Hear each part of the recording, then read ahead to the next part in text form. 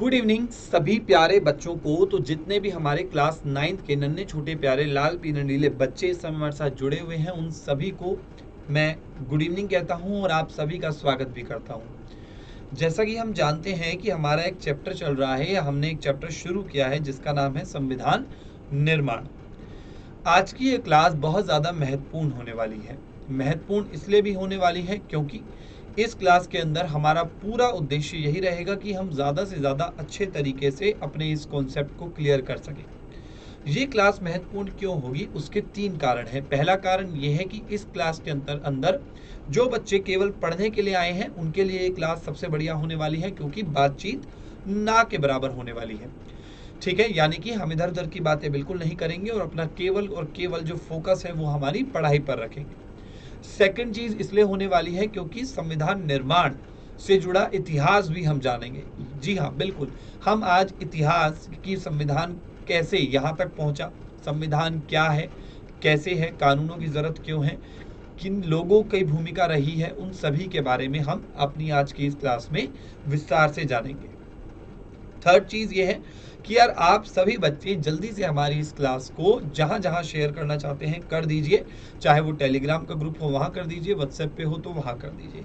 हर जगह आप अपनी इस क्लास को शेयर कर दीजिए ताकि हमारी ये इन्फॉर्मेशन से भरी हुई क्लास ज़्यादा से ज़्यादा बच्चों तक पहुँच सके। बिना समय को व्यर्थ करे मैं अब बढ़ रहा हूँ आगे। इससे पहले आप जितने भी बच्चे हमारे साथ जुड़ रहे हैं, अगर वो नए बच्चे हैं तो भाई हमारी क्लास का टाइम है, आप लोग इस समय अगर आते हैं तो आप हमारी क्लास को देख सकते हैं।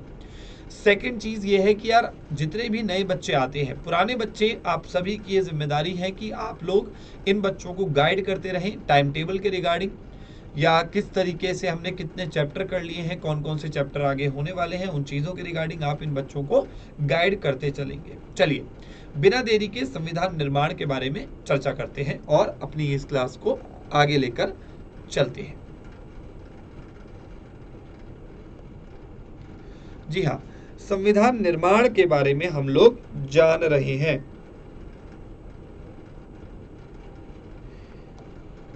संविधान निर्माण, इसमें 2 शब्दों का प्रयोग करा गया है। अब ये 2 शब्द कौन से हैं इसके बारे में भी हमें चर्चा करनी होगी। जी हाँ, कि ये 2 शब्द कौन से हैं उसके बारे में चर्चा के ऊपर बातचीत करी जा रही है। ठीक है, क्लियर है। अब संविधान निर्माण के बारे में हम लोग बात कर रहे हैं। अब संविधान है क्या? कायदे से संविधान कानून है। भाई संविधान और क्या है? संविधान कानून के अलावा तो कुछ भी नहीं है, या और कुछ भी है? बता दीजिए अगर और कुछ है तो।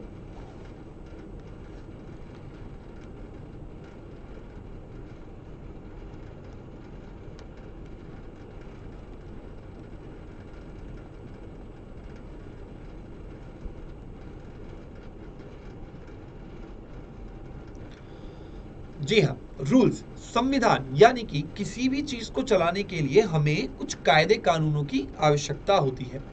अब ये जो कायदे कानून आपके होते हैं, ये आपको कई तरीके से बेनिफिट दे सकते हैं, यानी कि कई तरीके से आपके काम आ सकते हैं। जैसे कि अगर हम बात करते हैं हमारे एक बेसिक से चीज की, कि किस तरीके से हम उस पर्टिकुलर चीज को, या उस किस तरीके से हम उन चीज़ों को ढंग से कर सकते हैं, उस चीज़ के बारे में भी बातचीत यहाँ पर होगी कि संविधान को हम कैसे डिस्क्राइब कर सकते हैं।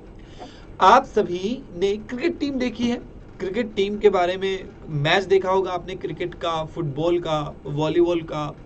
आप इस सभी में देखते हैं कि सबकी अपनी एक रूल बुक होती है। जैसे अगर हम क्रिकेट की बात करते हैं तो आप जानते हैं कि यार अगर जो बॉल है, बॉलर ने अगर बॉल डाली, बैट्समैन कोई वहां पर खड़े होकर खेल रहा है उस बॉल को, तो क्या हो सकता है, यहाँ पर एक संभावना ये भी हो सकती है कि बॉलर ने बॉल डाली, बैट्समैन ने उसे ना खेल के विकेट के सामने अपना पैर अड़ा दिया, यानी कि अपना पैर आगे कर दिया। अब ऐसी स्थिति में क्या होता है, एलबीडब्ल्यू करार दे दिया जाता है। तो वो क्या है, एक रूल है। तो एक गेम को खेलने से लेकर एक देश को चलाने तक का जो सफर होता है वो बिना कायदे कानूनों के, नियम के, रूल्स के नहीं किया जा सकता है। ये आप लोगों को ध्यान में रखना होगा। क्या है, यहाँ से हमने अपनी एक डेफिनेशन बनाई है, बहुत ही शानदार प्यारी सी ये डेफिनेशन है। अगर आप लोग इस डेफिनेशन को लिख कर आओगे तो मैं गारंटी देता हूं कि आप लोगों के जो मार्क्स हैं वो बढ़ेंगे। और डेफिनेशन क्या है इसको मैं लिखकर बता देता हूं आपको। खेल से लेकर देश चलाने तक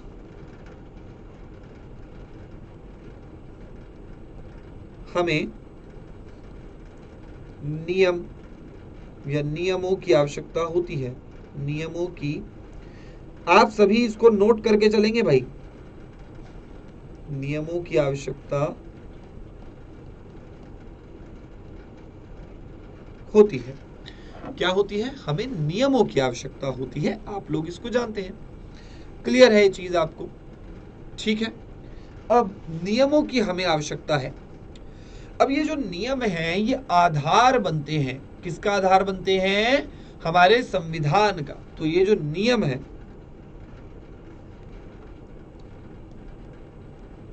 नियम आधार बनते हैं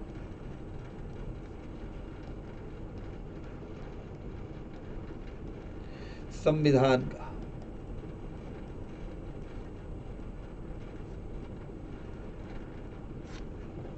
क्लियर है? आई होप आप सभी बच्चे नोट करते हुए चल रहे हैं। एलबीडब्ल्यू क्या है? अगर किसी बच्चे को उसके रिगार्डिंग कोई डाउट है तो मैं बता देता हूं।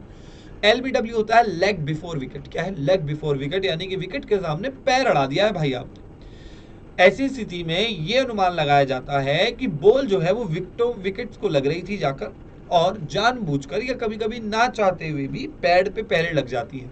उस स्थिति में आउट करार दिया जाता है। यदि एलबीडब्ल्यू ना हो तो भाई बैट्समैन आउट रहा हूं आसानी से। जी हाँ, आउट नहीं होंगे, विकेट घेर कर खेलेंगे, आउट नहीं होंगे। तो एक कानून, एक नियम बनाया गया है ताकि बॉलर और बैट्समैन यानी कि फील्डिंग साइड और बैटिंग साइड दोनों के संतुलन को बनाया जा सके। यहां से एक और पॉइंट हमारा निकल कर आ जाता है कि किसी भी संविधान में नियम या कानून एक संतुलन बनाने का काम करते हैं। एक और पॉइंट हमने निकाल दिया है, बहुत शानदार। खेल हो या संविधान हो, इस तरीके से लिखेंगे, खेल हो या संविधान, दोनों में ही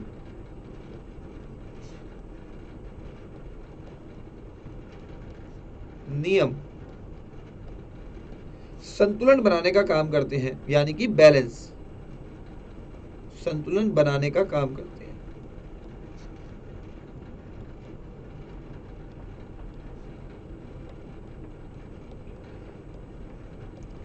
सभी प्यारे बच्चे जल्दी से बता दीजिए, इसको नोट कर लिया है आप लोगों ने तो थम्स अप देना मत भूलिएगा, ताकि क्लास के बाद में जब मैं हमारी कमेंट सेक्शन को देखूं, क्लास जब समाप्त होती है उसके बाद जब मैं कमेंट सेक्शन को देखूंगा उस समय मुझे यह अनुमान लग जाएगा कि यार हाँ, बच्चे जो है वो नोट कर रहे थे, उनको समझ आ रहा था।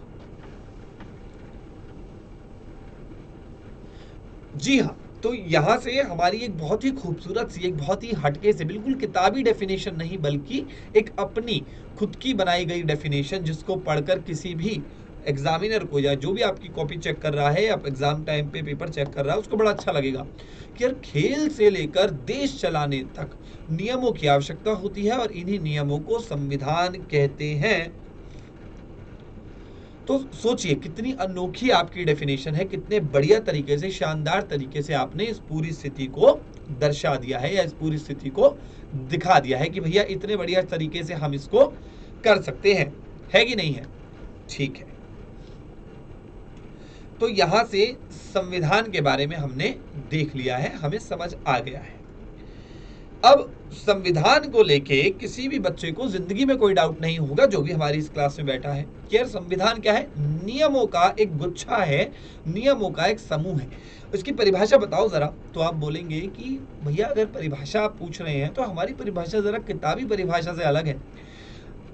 खेल से लेकर देश चलाने तक हमें जिस नियमों की आवश्यकता होती है उसी को ही संविधान कहते हैं। अरे वाह, एग्जामिनर करेगा अरे वाह क्या गजब डेफिनेशन लिखी है। एग्जामिनर भी कहेगा यार बड़ा गहरी बात कही है इस बच्चे ने, है कि नहीं है? तो किताबों से हटके जब आप अपने विचारों में कुछ लिखते हो तो उस स्थिति में आपका उत्तर औरों से अलग दिखता है, और जब औरों से अलग जो चीज दिखती है वो कैसी लगती है? सुंदर प्रतीत होती है, खूबसूरत प्रतीत होती है। ठीक है, अब यहां से हमारी गाड़ी कहां बढ़ेगी? निर्माण पे बढ़ेगी। क्यों बढ़ेगी? क्योंकि भैया चैप्टर का नाम ही है संविधान निर्माण, है ना? चैप्टर का नाम है संविधान निर्माण, तो करना तो पड़ेगा।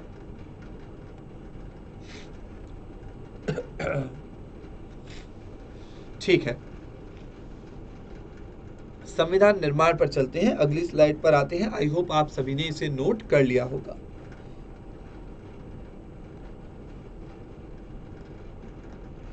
अच्छा, इसके साथ एक और डाउट रहता है बच्चों के मन में, उसको दूर कर दीजिएगा। ये इजी लैंग्वेज के चक्कर में मत फंसिए।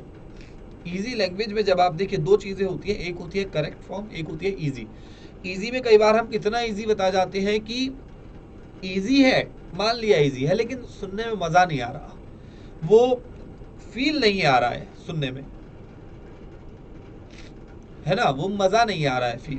तो क्या होगा उस स्थिति में? उस स्थिति में ये होगा कि एग्जामिनर को भी मजा नहीं आएगा। इजी मत रखो चीजों को, थोड़ा इंटरेस्टिंग रखो। इजी रखने में और इंटरेस्टिंग रखने में फर्क होता है। इंटरेस्टिंग इजी हो समझ आता है, इजी इंटरेस्टिंग हो ये थोड़ा सा घुमाने वाला मामला पड़ जाता है। समझ रहे हो कि नहीं समझ रहे? घूम गए हैं सारे के सारे बच्चे। अच्छा अच्छा बेटा, मेरी आवाज़ भी थोड़ी सी दबकर आएगी क्योंकि हम भी खुद थोड़ा इसी स्थिति में आपको पढ़ा रहे हैं, तो थोड़ा सा देख लीजिएगा। अब संविधान निर्माण की बात करते हैं। किसकी बात करते हैं? संविधान निर्माण की हम बात करते हैं। संविधान के साथ हमने निर्माण जोड़ दिया है।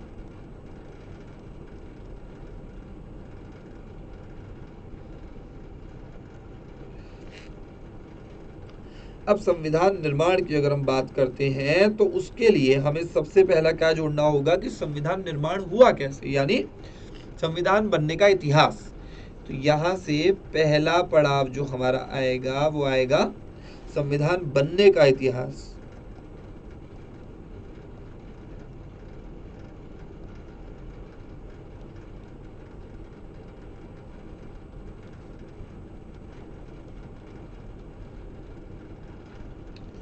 ध्यान रखिएगा, बहुत ही महत्वपूर्ण होने वाला है। ठीक है,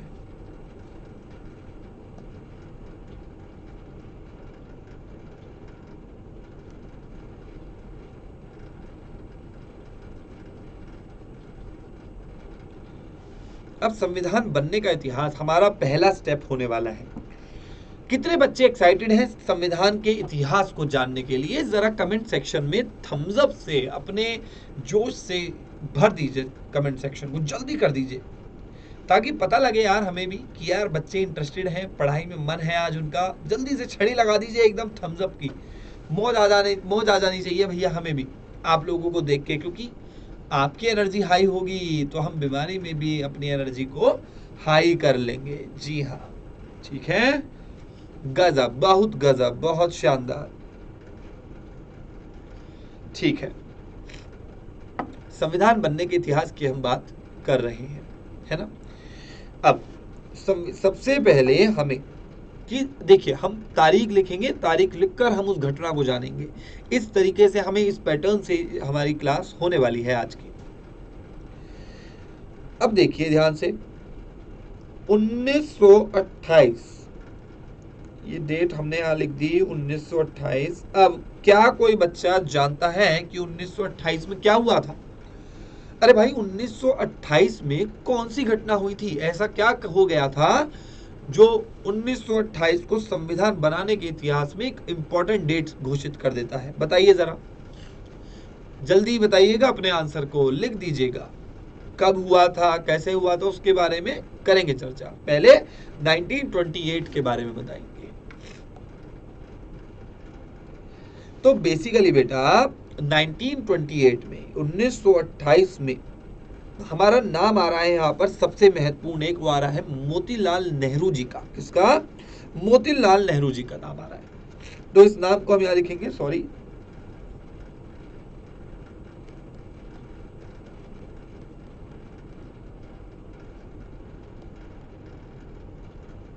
मोतीलाल नेहरू जी का नाम हमारा सामने हमारे आता है। अब मोतीलाल नेहरू जी हैं, इन्होंने क्या अकेले काम करा था? अरे नहीं भाई, अकेले तो नहीं करा था इन्होंने काम, इनका योगदान बहुत ज्यादा रहा है। जी हाँ, बिल्कुल, जो जो बच्चे मोतीलाल नेहरू जी के लिए एकदम राजी हो गए हैं कि भैया संविधान निर्माण में बड़ा महत्वपूर्ण रहा है, तो बिल्कुल सही काम कहा है, बिल्कुल सही बात कही है बेटा आपने, कि मोतीलाल नेहरू और 8 अन्य नेता हैं जिनके नाम का भी मैं जिक्र नहीं करूंगा, उनके बारे में जानने का प्रयास जरूर करेंगे, लेकिन प्लस 8 अन्य नेता, इन्होंने क्या करा था? क्या कोई बच्चा गैस कर सकता है? नहीं कर सकता है तो मैं बता दूं, संविधान का एक प्रारूप तैयार करा था इन्होंने।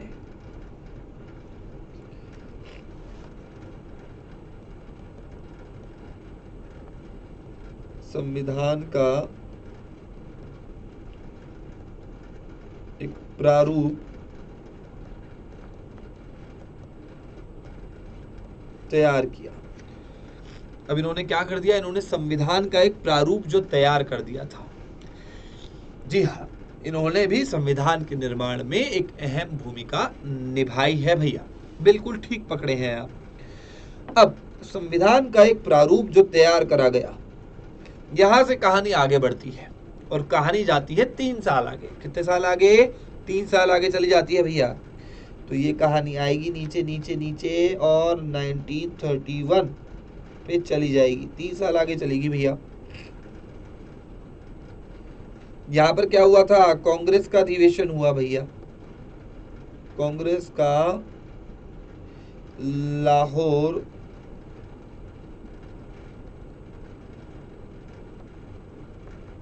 अधिवेशन। क्या हुआ था? कांग्रेस का लाहौर अधिवेशन हुआ। इस अधिवेशन से संविधान के मुख्य उद्देश्यों को लेकर एक प्रस्ताव पारित हुआ। इस अधिवेशन ने क्या करा, इसको हम नेक्स्ट स्लाइड में पढ़ेंगे। नेक्स्ट स्लाइड मैं लिख देता हूं ताकि आपको दिक्कत ना हो। हाँ भाई, तो हुआ क्या मैं बता देता हूं आपको। हुआ ये कि हमारा बेसिकली संविधान के मुख्य उद्देश्यों को लेकर कि भैया संविधान में किन उद्देश्यों का महत्व होना चाहिए, संविधान के मुख्य उद्देश्यों को लेकर क्या करा गया? संविधान के मुख्य उद्देश्यों को लेकर एक प्रस्ताव पारित कर दिया। एक प्रस्ताव पारित, समझिएगा इसको।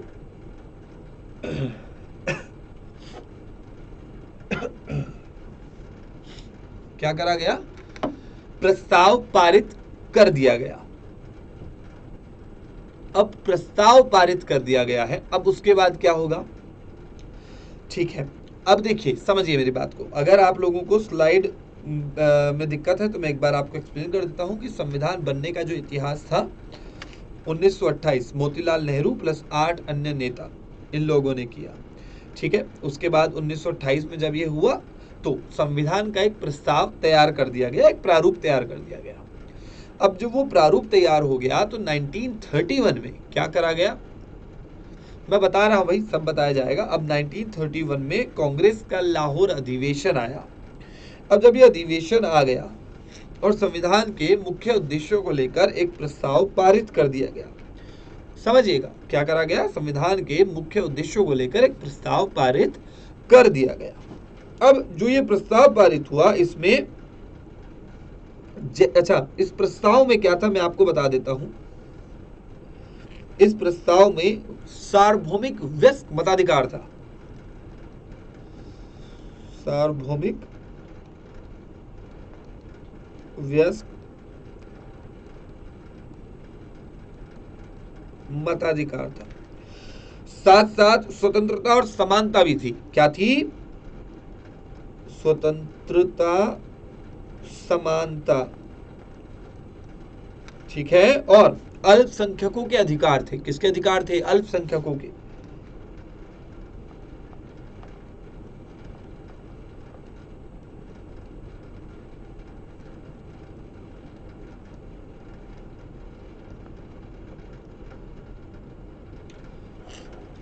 समझिए इस चीज को, ठीक है। वो प्रस्ताव क्या था, बच्चों को मैं बता रहा हूं हमारे प्यारे, कि भाई प्रस्ताव के अंतर्गत 4 मुख्य बातें करी गई थी। एक तो सार्वभौमिक वयस्क मताधिकार को उसके अंदर रखा गया था। उद्देश्य था कि यार हर वयस्क व्यक्ति जो कि 18 वर्ष या उससे बड़ा है, उसको मत देने का अधिकार जरूर होना चाहिए। उससे मत का अधिकार उससे किसी भी स्थिति में नहीं छीना जा सकता, ऐसा भैया उनका कहना था। ठीक है भाई, मान लेते हैं नहीं छीनना था उन्हें, समझ आ गया हमें भी। दूसरा था स्वतंत्रता का, कि यार स्वतंत्रता तो हासिल करनी ही करनी है, स्वतंत्रता का अधिकार तो शामिल होना ही चाहिए इसके अंदर। तीसरा था समानता का, कि यार सभी लोग एक समान होंगे, कोई भी छोटा बड़ा इधर उधर है ना नहीं होगा, सब एक समान होंगे, पुरुष महिलाएं, यानी कि लिंग के आधार पर, आयु के आधार पर। ठीक है, एक चीज समझ आती है कि अगर कोई युवा है तो भाई जाहिर सी बात है उसको कोई अनुभव नहीं होगा, समझ आता है। लेकिन समानता, स्वतंत्रता, सार्वभौमिक वयस्क मताधिकार, अल्पसंख्यकों का अधिकार, ये चारों की चारों स्टेप्स जो कि इस प्रस्ताव में शामिल थे, या इस पूरे की पूरे 1931 का जो सीन था पूरा की पूरा इसमें शामिल थे। इसने एक इंटेंशन जाहिर कर दी कि यार हम एक अलग भारत को देखना चाह रहे हैं, ये चीज हमारी तय हो चुकी थी। अब यहां तक हम ये तय कर चुके थे, यहां तक आई होप आप सभी ने नोट कर लिया है और आप लोगों को कोई दिक्कत नहीं है, ठीक है, क्लियर है। चलिए ये वाला पार्ट भी हो गया है। अब आगे जब हम चलते हैं और इस प्रस्ताव से आगे की कहानी जानने का प्रयास हम करते हैं, तो कई सारी चीजें इंपॉर्टेंट हमारी यहां पर आ जाती हैं। जैसे कांग्रेस की अगर हम बात करते हैं, तो कांग्रेस के नेताओं ने ब्रिटिश, एक सेकंड दीजिएगा, इसको अलग स्लाइड पे करते हैं, ज्यादा बेहतर तरीके से लगेगा। कांग्रेस के नेताओं ने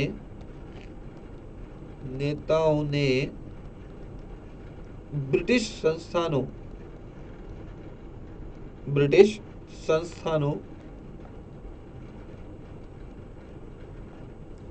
के साथ मिलकर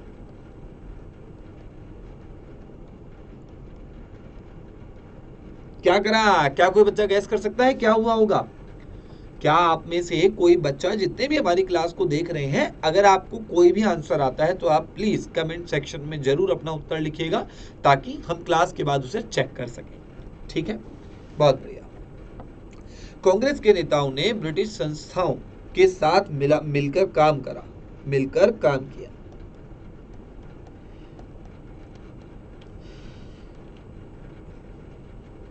जिससे क्या बेनिफिट हुआ उन्हें? भाई एक बात बताइए, अगर आप अपने से किसी बड़ी शक्ति के साथ काम करते हैं तो आपको एक बेनिफिट ये होता है कि आप ना काम करने के तरीके को सीख जाते हैं। आप ये सीख जाते हैं, यार अगर ऐसा मैं करूंगा तो ये होगा, अगर मैं वो काम करूंगा तो ये फला चीज होगी। तो ये इस बात का फायदा उन्होंने उठाया। उन्होंने, कांग्रेस नेताओं ने ब्रिटिश संस्थाओं के साथ काम किया, और जिससे उन्हें ये ज्ञान मिला कि कौन कौन सी संस्थाएं किस किस तरीके का काम कर सकती हैं, यानी जिससे उन्हें किसी देश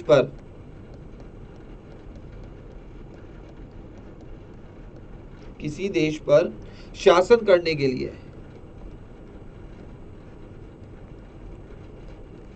लिए विभिन्न संस्थाओं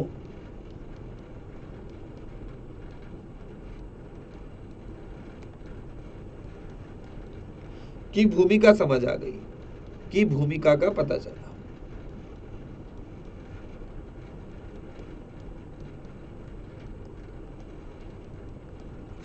समझ आ गया है यहां तक? थम्स अप दे दो, नहीं तो समझा देता हूं। एक बात बताइए, आप सभी ने लगान मूवी देखी है? लगान मूवी, आमिर खान की मूवी आई थी एक, सन मुझे याद नहीं है, लेकिन शायद 2001 में आई थी शायद। लगान मूवी जो थी उसके अंदर क्या दिखाया गया था कि यार एक क्रिकेट मैच होता है ब्रिटिश और भारतवासियों के बीच, जिसमें एक डायलॉग भी बड़ा फेमस है उनका कि तुमको हमको दुगना लगान देना पड़ेगा, है ना, कुछ इस तरीके का एक डायलॉग आता है। और कब देना पड़ता था दुगना लगान? अगर जो आमिर खान की जो टीम थी, यानी कि जो भारतीय जो लोग क्रिकेट खेल रहे थे उनके अगेंस्ट, भुवन नाम था आई गेस उसमें उसका, और अगर वो हार जाते हैं तो उन्हें दुगना लगान देना पड़ता, और जीत जाते हैं तो 3 साल का लगान माफ। अब ऐसी स्थिति में मूवी में क्या दिखाया गया था कि आमिर खान की टीम ने किसकी मदद ली थी? वो जो ऑफिसर था उसकी एक बहन थी, है ना, वो उन्हें क्रिकेट सिखा रही थी, बॉल लाकर उसने दे दी, उन्हें रूल समझा दिए। तो क्या फायदा हुआ यहाँ से? उन्होंने अंग्रेजों की ही मदद ली, अंग्रेजों को ही हराने में, या अंग्रेजों की मदद ली उन्होंने अंग्रेजों का शासन समाप्त करने में, है ना। तो उस समय ही या उस तरीके से ही या उसी एग्जाम्पल को आप यहाँ पर डाल सकते हैं कि कांग्रेस के नेताओं ने ब्रिटिश संस्थाओं के साथ मिलकर काम करना शुरू कर दिया, और उसके पीछे उनका एक ही बेनिफिट था, एक ही उनका मकसद था कि कैसे भी कर हम इनकी जो संस्थाएं हैं किस तरीके से काम करती हैं और इन्होंने कैसे शासन किया वो सीख सके। अगर हमने ये सीख लिया तो हम फ्यूचर में एक अच्छा संविधान भी बना पाएंगे, एक अच्छा लोकतंत्र भी इम्प्लीमेंट कर पाएंगे, ला पाएंगे, और हमारे देश को भी चला पाएंगे। तो समझ आया आप लोगों को? थम्स अप जरूर दीजिएगा बेटा, समझिए, ताकि मैं बाद में ये चेक कर सकूं कि यार आप लोगों को समझ में आया है, हवा में बातें नहीं करी है हमने, है ना, हवा में बातें नहीं करी गई है, ये चीज हमें समझ में आ जाए तो जल्दी से थम्स अप दीजिए। अच्छा, इसी के साथ एक काम करते हैं, हम जितना आज अभी तक मैंने आपको पढ़ाया है, क्योंकि ये बहुत ज़्यादा इम्पॉर्टेंट है, ये बहुत ज़्यादा एक इम्पॉर्टेंट पार्ट है, तो क्यों ना इस पोर्शन को दोबारा से रिवाइज करें, कुछ अलग अलग उदाहरण भी ले हम लोग, ना कि आगे पढ़ने की जगह। तो हम लोगों ने अभी तक हमारा जो इतिहास है वो पूरा नहीं करा है, लेकिन मैं चाहता हूं कि अगर कोई बच्चा है जिसने थम्स अप दे दिया है हमें, मान लीजिए कि यार हमें नहीं आया समझ में भैया, दोबारा समझा दो, तो दोबारा समझाते हैं यार, लेकिन जितना करेंगे कम करेंगे, लेकिन बहुत शानदार करेंगे। तो आइए वापस से चलते हैं अपने चैप्टर की शुरुआत पर और इसको समझने का प्रयास करते हैं। समझिए, संविधान की बात करी है हमने। संविधान यानी कि कॉन्स्टिट्यूशन। संविधान क्या था? संविधान की तुलना मैंने करी थी क्रिकेट के गेम से। भाई बैट बॉल खेलते हो आप सभी बच्चे ना, चलते चलते आपने देखा है आ रहे भाग के बॉल मारी हूँ, बॉल वाला एक्शन कर दिया, जैसे पता नहीं सामने कोई क्रिकेट खेल ही रहा है, सही में किसी को आउट करोगे, चलते चलते करते हैं। अरे तो भाई वहीं से उदाहरण ले लो यार, जब भी आप कोई खेल खेलते हो, आप चलिए ऑफिशियल क्रिकेट की बात नहीं करते, कई बच्चे कहते हैं भैया हमें नहीं पता एलबीडब्ल्यू क्या होता है, हमें नहीं पता कि स्निप क्या होता है, क्या एज लग गया है थर्ड लेग पे, उस पर हमें नहीं पता कुछ भी, हम तो बस इतना क्रिकेट खेलते हैं भैया जितना हमारे गली में रूल बन जाए, चलिए तो उसी के रूल्स बना लेते हैं। मान लेते हैं आप जितने भी बच्चे बैठे हैं आप सभी अभी क्रिकेट खेलने वाले हैं हमारे साथ, क्रिकेट खेलना है आप लोगों को, एकदम एक्साइटेड है हमारे बच्चे क्रिकेट के लिए कि आज भैया आज तो क्रिकेट का गेम हो जाए, आज बस हरा देंगे हम सबको। रूल्स बनाने पे आए, रूल्स क्या बने भैया? सबसे पहला रूल तो यही बनेगा, अगर तुम्हारे बैट से बॉल लगकर किसी ड्रेनेज में चली गई, ड्रेनेज का मतलब है आसपास की नालियां हो गई, नाले हो गए, उनमें चली गई, तो जो बैटिंग कर रहा है वही बॉल निकाल कर लाएगा और आउट भी कहलाएगा। चलिए आउट नहीं कहलाएगा, जो मारेगा वही लेकर आएगा और वही साफ करेगा। बनाते हो कि नहीं बनाते हो ऐसे रूल? बनते हैं ना, ठीक है, एक रूल बन गया आपका, मान लेते हैं। दूसरा रूल बनाते हैं हम, दूसरा रूल बना दिया वन टिप का कि यार वन टिप और रख लेते हैं, ये बंदा बहुत तेज खेलता है, वन टिप आउट रखेंगे, टिप्पा खा के एक हाथ से अगर हमने पकड़ लिया तो आउट माना जाएगा भाई, एक रूल ये बना दिया। चलिए भैया ठीक है, एक और बड़ा शाना बच्चा आया हमारी क्लास में और कहता है भैया एक रूल मैं और बनाना चाहता हूं, और जो ये रूल है वो रूल क्या है? वो रूल है हमारा कि अगर बैट जिसका है वो आउट हो गया तो बैट लेके चला जाएगा, इसका मतलब जिसका बैट है वो 2 चांस लेगा। ये एक और रूल बना दिया भैया बच्चे ने, यानी कि अपनी हिसाब से रूल्स बन रहे हैं अलग अलग लेवल पे, चाहे वो गली क्रिकेट हो या अपना एकदम टॉप लेवल का इंटरनेशनल क्रिकेट हो। अरे भाई तो ठीक उसी तरह संविधान नाम आते ही नियम कायदे कानून उसके साथ जुड़ जाते हैं। तो खेल से लेकर देश चलाने तक हमें नियमों की जरूरत पड़ती ही पड़ती है, और हम बनाते भी हैं। अब ये नियम ही संविधान का रूप कहलाते हैं। नियम आधार बनते हैं संविधान का, ये भी हमें समझना होगा, ठीक है। और खेल हो चाहे संविधान हो, ये जो कायदे कानून है, नियम है, ये संतुलन, ये बैलेंस बनाने का काम करते हैं। यदि बिना नियम बनाए गेम खेल लिया जाए, क्रिकेट का गेम खेल लिया जाए, संविधान बना दिया जाए, तो भैया बिना किसी नियम के क्या होगा, छक्का मार दिया, नाले में लेकर आओ भाई, तुम लेकर आओगे, हम नहीं लेकर आएंगे, हमारा कोई काम नहीं है भाई, तुम फील्डिंग कर रहे हो, तुम लेकर आओगे। तो तुमने पहले रूल नहीं बनाए, अब क्या हो रहा है, लड़ाई झगड़े हो रहे हैं, कलेश हो रहे हैं, आपस में दिक्कतें हो रही हैं। तो भैया इन सभी चीज़ों को बचाने के लिए, हटाने के लिए स्ट्रैटेजी अपनाई गई कि यार नियम बना दो, संविधान ले आओ। ठीक है भाई, संविधान ले आया। अब संविधान निर्माण की प्रक्रिया शुरू हुई, तो सबसे पहले इतिहास को जानना पड़ेगा कि संविधान बनाने का इतिहास क्या है, हिस्ट्री क्या है, किस तरीके से हम ये अपना सकते हैं, बताओ जरा भाई हमें कोई। हमने कहा चलो ठीक है, बताते हैं आपको।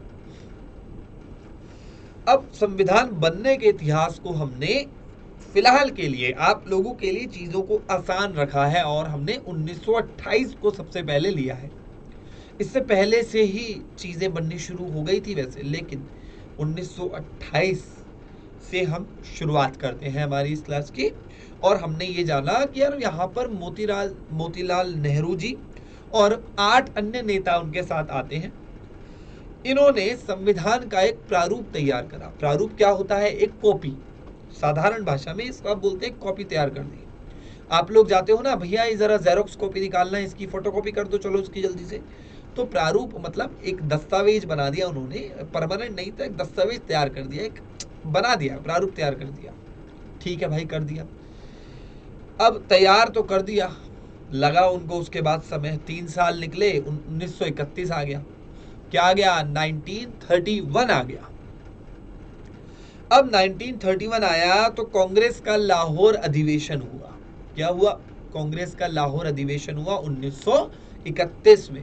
समझिएगा, लाहौर अधिवेशन कब हुआ, यहां से दोनों प्रश्न एमसीक्यूज भी बनते हैं हमारे, लॉन्ग क्वेश्चंस के साथ हमारे यहाँ पे शॉर्ट एमसीक्यू क्वेश्चंस भी बनते हैं। तो लाहौर का अधिवेशन हुआ हमारा, और लाहौर के अधिवेशन में क्या हुआ, संविधान के मुख्य उद्देश्यों को लेकर एक प्रस्ताव पारित करा गया। यानी कि 1931 में संविधान के कुछ मुख्य उद्देश्य रखे गए कि अगर हमें संविधान चाहिए तो ये 3-4 चीजें हमें चाहिए ही चाहिए। अब ये 3-4 चीजें क्या हैं, इसमें सबसे पहली चीज आती है सार्वभौमिक वयस्क मताधिकार, यानी कि सभी लोग, चाहे वो पुरुष हो या महिलाएं हो, यदि वो 18 वर्ष या उससे बड़े हैं तो उनको मत देने का अधिकार है, उनको उनके वोटिंग राइट्स मिलने चाहिए। पहला उद्देश्य। दूसरा उद्देश्य था स्वतंत्रता का, यानी कि आजादी का, स्वतंत्रता का, कि यार आप स्वतंत्र हैं, आपको कोई बाध्य नहीं कर सकता, आपका कोई शोषण नहीं कर सकता, आपको कोई मना नहीं कर सकता इधर उधर जाने से या कुछ काम करने से, आप स्वतंत्र हैं। ये इनका दूसरा उद्देश्य था, बहुत ही महत्वपूर्ण। ठीक है, समानता की बात करते हैं। समानता की अगर मैं बात करता हूं तो समानता यानी कि इक्वालिटी, यानी कि आप, मैं, कोई लड़की है, कोई लड़का है, लिंग के आधार पर हो, शिक्षा के आधार पर हो, आर्थिक रूप से हो, हर तरह से सभी लोग एक समान हैं। ठीक है, सबकी ज़रूरतें अलग हो सकती हैं, लेकिन आप किसी के साथ कोई भेदभाव नहीं कर सकते हो। यहाँ पर समानता जो है वो अस्तित्व में आ जाती है। चौथा और आखिरी हमारा यहाँ पर निकल कर आता है एक पॉइंट कि अल्पसंख्यकों के अधिकार, यानी कि अल्पसंख्यक कौन है। अगर मैं आपसे ये कहूँ कि हमारी कक्षा में 4 लड़कियां हैं और 16 लड़के हैं, और मुझे मिला के कितने हो गए, 17 हो गए टोटल, 17 हो गए हम लड़के और 4 हो गई लड़कियां, तो टोटल 21 में से 17 और 4 का रेशो बना। अब इस स्थिति में हम कहेंगे कि जो लड़कियां हैं वो अल्पसंख्यक हैं हमारी क्लास में, समझे, जिनकी आबादी आधी या उससे कम होती है वो अल्पसंख्यक कहलाते हैं। अब इसके अंदर एक फॉल्ट है, इसके अंदर एक कमी है, और वो कमी ये है, कमी ये आ जाती है बेटा इसके अंदर कि यार क्या हो अगर हम ये कहें कि उन 4 लड़कियों में आर्थिक रूप से वो बहुत सक्षम है और जो 16 लड़के हैं वो कमजोर है। इसके बावजूद भी अल्पसंख्यक निकालने का जो तरीका होता है, अल्पसंख्यक कौन है, कितने हैं, कैसे हैं, उसमें फाइनेंशियल स्थिति को अक्सर नजरअंदाज कर दिया जाता है। इस पॉइंट को आप समझ लीजिएगा। एग्जाम में अभी आप लोगों के लिए इतने थिंकिंग सोचने वाले प्रश्न नहीं पूछे जाएंगे, अभी आप छोटे हैं। आईएएस के एग्जाम में, एसएससी में, सीजीएल में जहां पर आपके प्रॉब्लम सॉल्विंग वाले प्रश्न आते हैं, वहां पर इन चीज़ों का महत्व बढ़ जाता है। अदरवाइज इतना ज़्यादा ध्यान देने की ज़रूरत अभी नहीं है। ठीक है, एक पॉइंट हमारा यहाँ बनता है। समझे कि नहीं समझे? समझ गए होंगे आई गेस। थम्स अप दे दीजिएगा, समझ जाएंगे हम कि बच्चे समझ रहे हैं, बात की गहराई को पकड़ रहे हैं, है कि नहीं है? ठीक है, तो सार्वभौमिक वयस्क मताधिकार भी हुआ, स्वतंत्रता भी हुई, समानता भी हुई, अल्पसंख्यकों के अधिकार भी हुए। यहाँ पर हमारे ये चारों की चारों पॉइंट्स हो जाते हैं। अगर किसी बच्चे को पिछली स्लाइड उन्होंने नोट नहीं करी है तो मैं सभी बच्चों को 20-20 सेकंड का समय दे रहा हूं पर स्लाइड पे। आप लोगों के पास मौका है, कुछ नोट करना है तो आप नोट कर सकते हैं। 20 सेकंड देता हूं मैं इस स्लाइड के, आपका समय होता है शुरू। अब जल्दी से नोट कर लीजिएगा।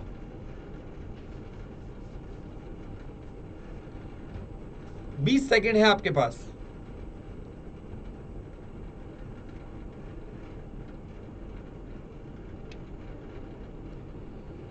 अच्छा, इतने आप नोट कर रहे हैं। एक और पॉइंट मैं यहाँ पर उठाना चाहता हूँ कि कई बच्चों को लगता है कि यार वर्ल्ड में हमारे कई सारी कंट्रीज हैं, तो क्या सबका अपना संविधान होता है? देखिए, ये जरूरी नहीं। संविधान आपने किस सेंस में यूज किया है वो एक मेन पॉइंट बन जाता है। बट अच्छा, सेकंड स्लाइड है, इसको भी नोट कर लीजिएगा, मैं इतने से समझाता हूँ। जैसे अगर हम उदाहरण लें भारत की, तो भारत में लिखित संविधान है। ब्रिटेन की अगर मैं बात करूं तो ब्रिटेन का अपना एक लिखित संविधान नहीं है, संविधान है पर लिखित नहीं है। तो यहाँ पर आप क्या बोलेंगे कि लिखित संविधान नहीं है तो ये संविधान नहीं होगा? तो भाई सबके अपने अपनी है। जैसे कहीं पे राजतंत्र है, कहीं पे तानाशाही है, मान लेते हैं, तो उनकी अपनी है। तानाशाही में उनके अपने रूल्स हैं, लेकिन वहां पर ये कहना कि एक प्रॉपर संविधान है, ये शायद इतना जायज नहीं होगा, है ना? तो वैरायटीज देखने को हमें अवश्य मिलती रहती है। अगली स्लाइड पर हम आते हैं। जल्दी से इस स्लाइड को भी आप नोट कर लीजिए, फिर आखिरी स्लाइड को हम दोबारा एक्सप्लेन करेंगे, क्योंकि वो स्लाइड हमारी अभी एक्सप्लेन करने से रह गई है।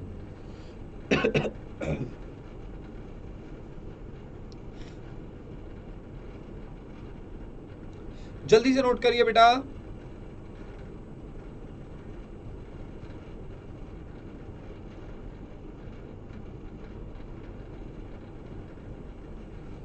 इसी के साथ जो बच्चे हमारी क्लास में पहली बार आए हैं ना भैया, तो आप सभी बच्चों, शायद उन सभी बच्चों का वेलकम कर रहे होंगे। आई होप, मैं आशा करता हूं। नहीं कर रहे हैं तो गलत बात है, करते रहना चाहिए। और मैं भी उन बच्चों का वेलकम कर रहा हूं। अगर आप लेट आए हैं तो भैया हमारे ये साथी प्यारे बच्चे आप लोगों के साथ टाइम टेबल शेयर करेंगे। भैया कर दो टाइम टेबल शेयर, बिना टाइम टेबल शेयर करे नहीं इधर उधर होना है। टाइम टेबल शेयर कर दीजिए, ठीक है? और आप हमें इसी समय देख सकते हैं हमारी क्लास को रेगुलर।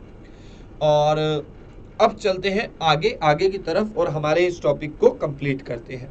जैसे अगला पॉइंट मैंने आपको ये लिखा था कि कांग्रेस के नेताओं ने ब्रिटिश संस्थाओं के साथ मिलकर काम किया। इसमें मैंने एक बहुत ही बेहतरीन उदाहरण आपको दिया, लगान मूवी का, है ना? एग्जाम्पल में आपको थोड़ा सा कॉन्टेक्स्ट दे देता हूं। एग्जाम्पल में लगान मूवी, ठीक है, ताकि आप लोग बाद में भी, क्लास के बाद में भी इस चीज को रिकॉल कर सकें, इसको दोहरा सकें। तो यार कांग्रेस के नेता बड़े स्मार्ट थे इस मामले में। उन्होंने कहा कि क्यों ना, जब तक अंग्रेज यहाँ है, हम अभी लड़ रहे हैं, चल रहा है प्रोसेस, तो क्यों ना इनके साथ काम कर लिया जाए। इनके साथ काम करके उन्हें क्या पता चला कि यार देश कैसे चलाया जाता है और देश पे शासन कैसे किया जाता है। जब ये सीख गए तो इनको भूमिका का एहसास हो गया कि इन संस्थाओं की भूमिका क्या है। एक वित्त मंत्रालय कैसे काम करेगा, क्या भूमिका है इसकी, सैनिकों को किस टुकड़ी में बांटा जाए, किस तरीके से कौन कौन सी जगह पर इन टुकड़ियों का प्रयोग करा जाए, इस भूमिका को उन्होंने समझा। साथ साथ उन्होंने और भी महत्वपूर्ण पहलुओं को जाना, है ना? हाँ, तो भैया इसी के साथ हमारी आज की क्लास समाप्त होती है। अभी तक इतिहास जो है हमने संविधान का वो पूरा नहीं करा है। अगली जो क्लास होगी हमारी, उसके अंदर हम उसे अवश्य करेंगे। मैं आशा करता हूँ आप लोगों को हमारी क्लास पसंद आई होगी। क्लास को शेयर जरूर कर दीजिएगा सभी बच्चों के साथ। फिर मुलाकात होगी बेटा आपसे। Thank you so much, bye bye.